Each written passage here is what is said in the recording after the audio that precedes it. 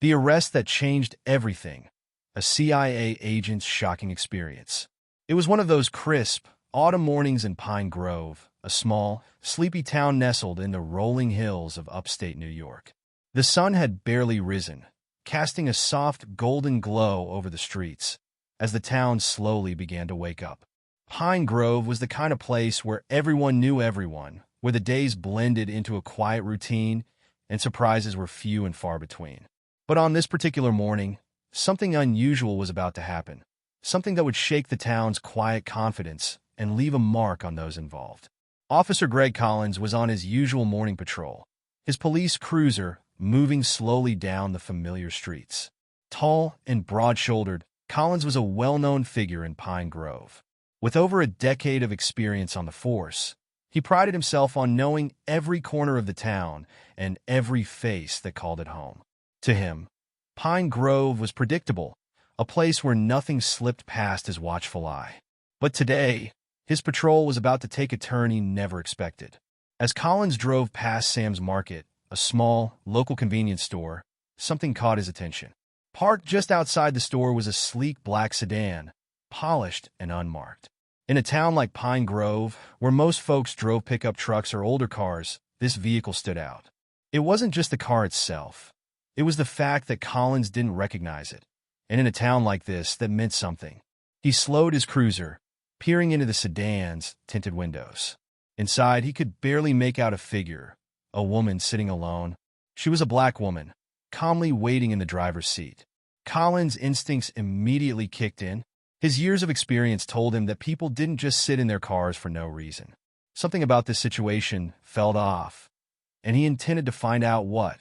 Pulling his cruiser a few hundred yards ahead, Collins parked and watched the car in his rearview mirror. There were no plates on the front, and he couldn't get a clear view of the back plates either. His suspicion deepened. Grabbing the radio, he called into dispatch, keeping his voice steady. "Unit 9, this is Collins. I'm checking out a suspicious vehicle outside Sam's Market on Elm. No plates visible. I'll check it out. Over." With a quick confirmation from dispatch, Collins stepped out of his car. He adjusted his belt, making sure his badge was visible and his holster was within easy reach.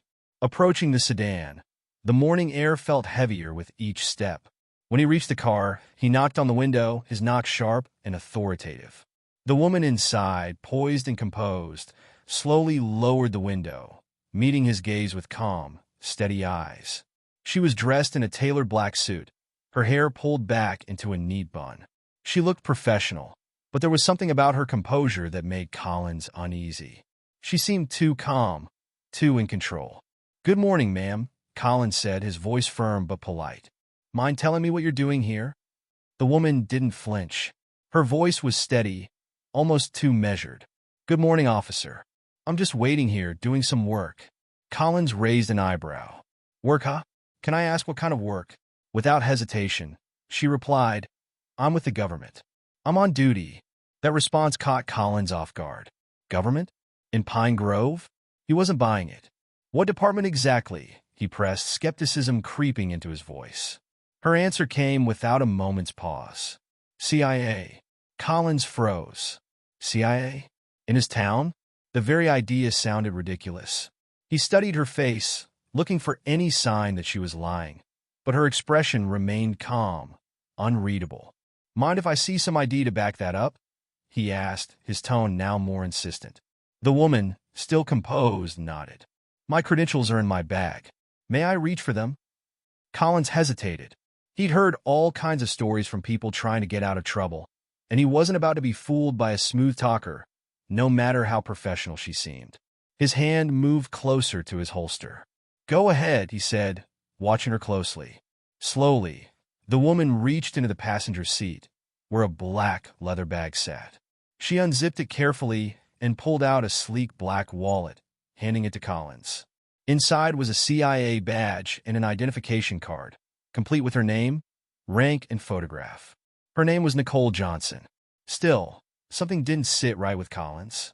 He'd seen fake IDs before, and the idea that a black woman in an unmarked car was a CIA agent in Pine Grove just didn't add up in his mind. "Miss Johnson, I'm going to need you to step out of the car," he said, his voice now edged with authority.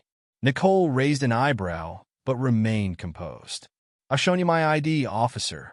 Is there a problem?" Collins stiffened. "I'm just doing my job, ma'am. Step out of the car, and we can sort this out." Without a word, Nicole complied. She opened the door and stepped out, standing tall, her hands visible at her sides. Her calm demeanor unsettled Collins.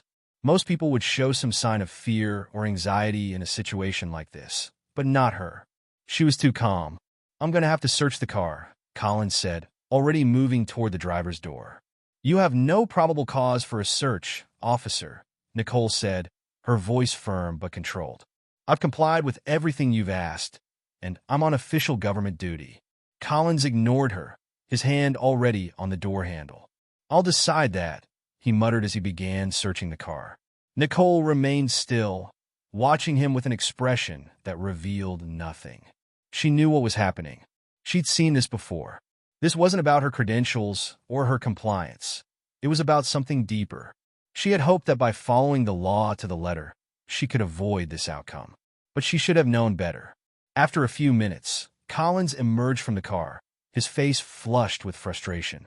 He had found nothing. No weapons, no contraband, nothing suspicious. Yet he still wasn't satisfied. "I'm going to need you to come with me to the station," he said, his tone sharp. Nicole's expression didn't change. "On what grounds, officer?" Collins hesitated for a moment before responding. "You're acting suspiciously, and I need to verify your story." Nicole's eyes narrowed slightly, but she didn't argue. "Fine," she said coolly, "but you're making a mistake." As Collins cuffed her hands behind her back and escorted her to his patrol car, he felt a mix of tension and certainty. In his mind, there was no way a black woman like her was really with the CIA, especially not in a town like Pine Grove. The drive to the station was silent. Nicole didn't protest, didn't try to explain herself further. She knew it wouldn't make a difference. Collins had made up his mind the moment he saw her. When they arrived at the station, Collins marched her inside, handing her off to a colleague as he began to process the paperwork for her detainment. As he typed up the report, a phone call came through. It was from a high-ranking official in Washington, D.C.